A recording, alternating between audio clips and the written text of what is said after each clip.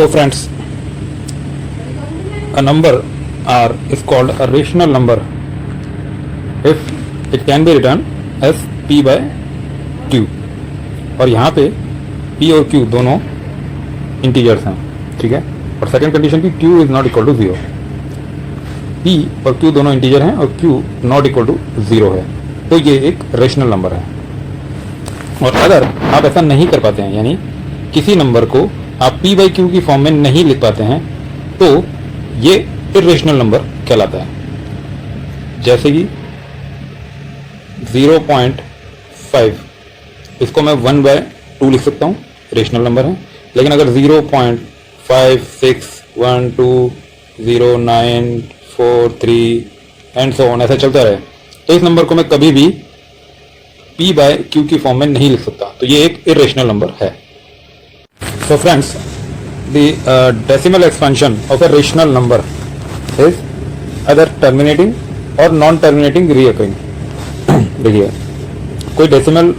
Expansion किसी rational number का अगर किया जाए तो वो या तो टर्मिनेटिंग होगा, ठीक है, एक कैटेगरी बन गई कि टर्मिनेटिंग होगा, और अगर नॉन टर्मिनेटिंग है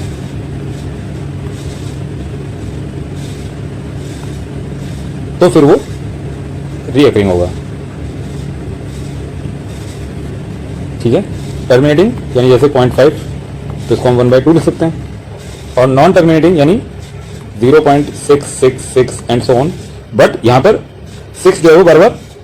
आ रहा है, यानी रीअकरिंग नंबर है, तो ये होगा 2/3। ये दोनों नंबर रेशनल नंबर हैं। इसी पे जस्ट एक स्टेप अगर हम आगे बढ़ते हैं, तो ऐसा नंबर जो कि नॉन टर्मिनेटिंग तो हो,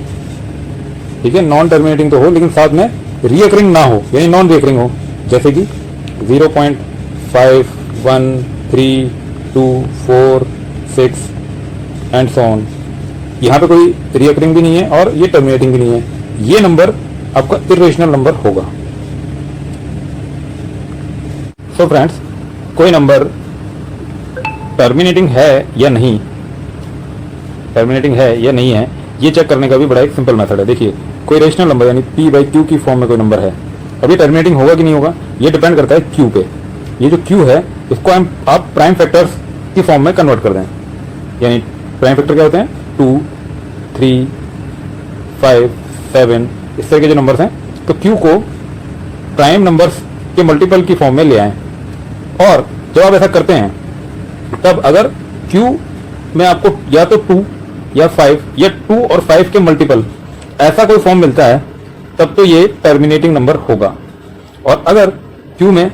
इन दो नंबर्स के अलावा कोई और नंबर मिलते हैं, ठीक है, तो फिर वो नॉन टर्मिनेटिंग नंबर होगा, नॉन टर्मिनेटिंग होगा। जैसे कि 1/4, तो 1/4, अब यहां पर 4 जो है ये क्या हो गया, Q हो गया, तो 4 इक्वल टू 2 मल्टीप्लाई बाई 2 या 5/10, तो यहां पे 10 जो है 10 इक्वल टू 2 मल्टीप्लाई बाई 5, तो 2 या 5 या दोनों के मल्टीपल की फॉर्म में अगर Q आता है तो ये एक टर्मिनेटिंग नंबर होगा। बट अगर नंबर कुछ इस तरह का 1/7 या 1/14, अब 1/14 यहां पर 2 मल्टीप्लाई बाई 7, तो यहां पे 2 तो आ रहा है लेकिन साथ में 7 भी आ रहा है, या तो सिर्फ 2 हो या 5 हो या दोनों का मल्टीपल हो। अगर Q इस फॉर्म में है तभी वो टर्मिनेटिंग होगा, और अगर इसके अलावा कुछ भी साथ में है 2 और 5, इनके अलावा कोई भी नंबर की फॉर्म में अगर Q बन रहा है तो ये आपका नॉन टर्मिनेटिंग नंबर होगा। सो फ्रेंड्स, देखिए, रेशनल और इर्रेशनल नंबर इन दोनों को अगर इकट्ठा कर दें, सारे रेशनल सारे इर्रेशनल नंबर को एक ग्रुप बना लें, तो ये ग्रुप बन जाता है रियल नंबर्स का ग्रुप, ठीक है। और एक रियल नंबर जो है corresponding to every point on number line. Number line जो है, ये नंबर लाइन हो गई 0 से लेकर के पॉजिटिव इन्फाइनाइट और नेगेटिव इन्फाइनाइट, 1 +1 +2 और -1 -2 एंड सो ऑन तो ये तो इंटीजर्स हो गए। लेकिन अगर बीच में बात करें तो यहाँ पे 0.5 भी होगा, यहाँ पर -0.5 भी होगा। तो इस तरीके से अगर हम देखें तो इस नंबर लाइन के हर एक पॉइंट पर कोई ना कोई रियल नंबर है और हर रियल नंबर इस नंबर लाइन पे कहीं ना कहीं एग्जिस्ट करता है। तो फ्रेंड्स, अगर किसी रेशनल नंबर r के अंदर कोई इरेशनल नंबर s ऐड कर दिया जाए तो ये कंप्लीट नंबर जो है वो इरेशनल नंबर बन जाएगा। इसी तरीके से r में से s माइनस कर दिया जाए तो भी इरेशनल नंबर बन जाएगा, r को s से डिवाइड कर दिया जाए तो भी ये इरेशनल नंबर बन जाएगा, और अगर r को s से मल्टीप्लाई कर दिया जाए तो भी ये एक इरेशनल नंबर बन जाएगा। अगर दो पॉजिटिव रियल नंबर्स a और b हैं तो उनसे रिलेटेड कुछ प्रॉपर्टीज आपको यहाँ पे दी हुई हैं। फर्स्ट प्रॉपर्टी कि under root of a b is equal to under root of a multiply by under root of b, ठीक है। सेकेंड आपको क्या दिया हुआ है, under root of a and b, यानी a और b, ये जो नंबर है a डिवाइडेड बाई b, इस नंबर का कंप्लीट अंडर रूट अगर लिया हुआ है तो हम इसे लिख सकते हैं under root of a divided by under root of b। Third property क्या कहती है, देखिए अगर दो नंबर्स हैं, आपको ध्यान है एक फॉर्मूला कि x प्लस वाई और इसे मल्टीप्लाई किया जाए x माइनस वाई से, तो ये हो जाता है x square minus y square. Same property को या फॉर्मूले को यहाँ पे यूज़ किया हुआ है। देखिए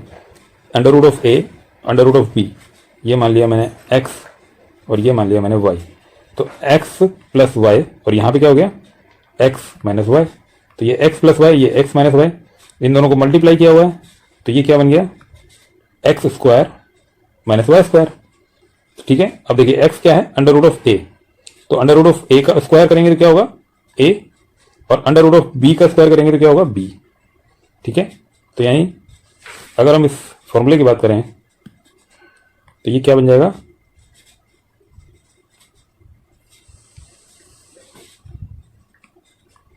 ये कंप्लीट बन जाएगा under root of a minus under root of plus under root of b multiply by under root of a minus under root of b equal to a minus b, ठीक है। और इसी तरीके से अगर a plus under root of b, ठीक है। अब यहां पे x क्या हो गया a हो गया और y क्या हो गया अंडर रूट ऑफ b हो गया, क्योंकि सेम चीज आपको दी हुई है आगे a माइनस b, यहां पे प्लस साइन के साथ यहाँ पे माइनस साइन के साथ, ठीक है। बिल्कुल इसी तरीके से जैसे यहाँ x plus y x minus y, क्या बन जाता है ये x square minus y square, ऐसे ही यहाँ पे हो जाएगा। अब x क्योंकि a है तो a का स्क्वायर और y क्या है अंडर रूट ऑफ b, तो अंडर रूट ऑफ b का स्क्वायर करेंगे तो क्या हो जाएगा b, तो देखिए ये बन गया यहाँ पर। और last property under root of a plus under root of b का होल स्क्वायर, तो देखिए आपको एक फॉर्मूला याद है x प्लस वाई का whole square equal to x का square plus 2x y plus y का स्क्वायर। अब देखिए अगर हम इसका स्क्वायर करते हैं तो यहाँ पे अंडर रूट ऑफ a तो हो गया x और अंडर रूट ऑफ b हो गया y, तो x प्लस वाई का होल स्क्वायर, ठीक है। ये क्या बन गया x प्लस वाई का होल स्क्वायर बन गया, तो ये क्या हो गया एक्स स्क्वायर यानी अंडर रूट ऑफ a का स्क्वायर प्लस 2x यानी अंडर रूट a और y यानी under root b plus y का स्क्वायर यानी अंडर रूट ऑफ b का स्क्वायर, ठीक है। तो ये क्या हो जाएगा अंडर रूट ऑफ a का स्क्वायर यानी a plus 2 under root of a और अंडर रूट ऑफ b, ये देखिए अंडर रूट ऑफ a और b क्या होता है under root of a b complete, इसका इस ए बी का complete under root plus b square, ठीक है। यही हमारी लास्ट प्रॉपर्टी है। सॉरी यहाँ पे स्क्वायर नहीं आएगा, ये आपका स्क्वायर नहीं होगा, ये केवल b होगा, क्योंकि अंडर रूट ऑफ b का स्क्वायर करेंगे तो b होगा, तो ये हमारी लास्ट प्रॉपर्टी हो गई। तो कोई भी नंबर है जिसमें कि डिनोमिनेटर में root of a plus b, यानी कोई नंबर है जहां पे कोई अंडर रूट का इस्तेमाल किया हुआ है डिनोमिनेटर में, और हमें इसे अब डिनोमिनेटर में अंडर रूट आ गया तो ये क्या हो गया रेशनलाइज होने में प्रॉब्लम करता है, क्योंकि ये है तो रेशनल बट अंडर रूट होने की वजह से प्रॉपर्ली रेशनल नहीं हो पा रहा। तो रेशनल करने का तरीका क्या है, हम इसे मल्टीप्लाई कर देंगे जो यहाँ पे साइन दिया हुआ है उसके अपोजिट साइन वाले सेम नंबर के साथ। कैसे, यहां पे दिया हुआ है आपको अंडर रूट ऑफ ए, ठीक है। एक बार दोबारा से लिख देता हूं, यहां पे आपको क्या देगा, under root of a plus b. तो आप क्या करेंगे, इसे मल्टीप्लाई करेंगे under root of a b, और साइन क्या लगाएंगे, जो यहां दिया है इसके अपोजिट, यानी सेम नंबर, जैसे ये नंबर है वैसा का वैसे सेम नंबर लिखेंगे और साइन लगाएंगे नेगेटिव। और क्योंकि आप इसे डिनोमिनेटर में मल्टीप्लाई कर रहे हैं तो आपको न्यूमिनेटर में भी करना पड़ेगा। तो ये हो जाएगा आपका रेशनल बनाने का एक मेथड, जैसे कि 1/√3 - 1, इसे रेशनल बनाना है तो मैं क्या करूंगा, डिनोमिनेटर में सेम नंबर यानी √3 और 1, और साइन जो यहां पे दिया है उसका अपोजिट यानी प्लस, और इसी नंबर से ऊपर भी मल्टीप्लाई कर दूंगा, ठीक है। अब देखिए क्या बन गया, ये है x - y और ये है x + y, तो ये क्या हो जाएगा, x - y और x + y, इन दोनों को मल्टीप्लाई करते हैं तो क्या होगा, x² - y², यानी अंडर रूट ऑफ 3 का स्क्वायर माइनस 1 का स्क्वायर, तो ये क्या हो जाएगा, ऊपर √3 + 1, ऐसा कैसे, तो अंडर √3 + 1, और डिनोमिनेटर में ये जो चीज है क्या बन जाएगी, √3 का स्क्वायर यानी 3 - 1, 3 - 1 मतलब मैं लिख सकता हूँ √3 + 1 डिवाइडेड बाय 3 - 1 क्या हो जाएगा, 2। तो ये रेशनलाइज हो गया। तो friends, a is greater than 0, यानी किसी भी पॉजिटिव रियल नंबर के लिए अगर a की पावर q को a की पावर p को a की पावर q से मल्टीप्लाई किया जाए तो हम इसे लिख सकते हैं a, यहाँ पे देखिए बेस सेम है, सेम बेस है तो सेम a बेस वैसा वैसे आ जाएगा, और ये दोनों नंबर्स मल्टीप्लाई किए हुए हैं, तो ये दोनों पावर्स ऐड हो जाएंगी। तो इसी तरीके से दूसरी प्रॉपर्टी आप अपने आप बना सकते हैं, ये वाली प्रॉपर्टी, यानी सेम बेस पे अगर दो नंबर्स आपस में डिवाइड हो रहे हैं और उनकी जो पावर्स हैं वो डिफरेंट हैं, यानी ये देखिए यहाँ पे बेस सेम है a और पावर्स इनकी डिफरेंट हैं, और ये दोनों नंबर एक नंबर दूसरे नंबर को डिवाइड कर रहा है, तो इस केस में क्या करेंगे, क्योंकि सेम बेस है तो बेस ऐसा कैसे लिख देंगे, और यहाँ पे क्योंकि डिवाइड हो रही हैं, ये दोनों नंबर डिवाइड हो रहे हैं तो p - q, यहाँ पे मल्टीप्लाई हो रहे थे तो हमने p + q किया था, यहाँ डिवाइड हो रहे हैं तो हमने p - q कर दिया, ठीक है। आप देखिए, अगर आपके बेस डिफरेंट हो, यानी एक बेस हो गया a और एक बेस हो गया b, और उनकी पावर सेम हो, यानी दोनों की पावर p, और ये मल्टीप्लाई हो रहे हो, अब क्या होगा, यहाँ देखिए यहाँ पर तो बेस सेम थे, यहाँ पे बेस डिफरेंट है, यहाँ पावर्स अलग अलग थी, यहाँ पे बेस अलग अलग है, ठीक है। तो बेस अलग है लेकिन पावर सेम है, तो इस केस में क्या करेंगे, ये दोनों जो नंबर्स हैं इन दोनों को मल्टीप्लाई करके, यानी a × b लिख करके इनकी कॉमन पावर हम p लगा देंगे। इसी का अपोजिट अगर हम बात करें, a की पावर p को हम b की पावर p इससे डिवाइड कर रहे हैं, ठीक है। यहाँ पे बेस अलग अलग है और पावर सेम है, तो यहाँ पे क्या होगा, सेम वही चीज, ये दोनों नंबर्स को आप डिवाइड करके लिख दीजिए, यानी a / b लिख दीजिए और इसकी कॉमन पावर p लगा दीजिए, ठीक है। और एक बहुत इंपॉर्टेंट फॉर्मूला यानी ये वाला, a की पावर p और इस कंप्लीट नंबर की पावर बना है q, तो इसको हम कैसे लिखेंगे, इसको हम लिखेंगे a की पावर p और इसको मल्टीप्लाई कर देंगे q के साथ, यानी 3 की पावर 2 और इसकी भी पावर 2,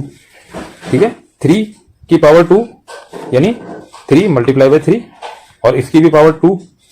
यानी 3 × 3 यानी 9, और 9 की पावर 2 यानी 81। अगर हम इसे ऐसे ना करके ऐसे भी कर सकते हैं कि 3 की पावर 2 और ये फॉर्मूला अगर हम यूज करें तो ये पावर 2 और ये पावर 2 आपस में मल्टीप्लाई होंगी। क्यों मल्टीप्लाई होंगी, क्योंकि इस पूरे नंबर की होल पावर 2 है, ठीक है, इस पूरे नंबर की पावर 2 है, तो मैं इसको ऐसे भी लिख सकता हूं 3 की पावर 2 × 2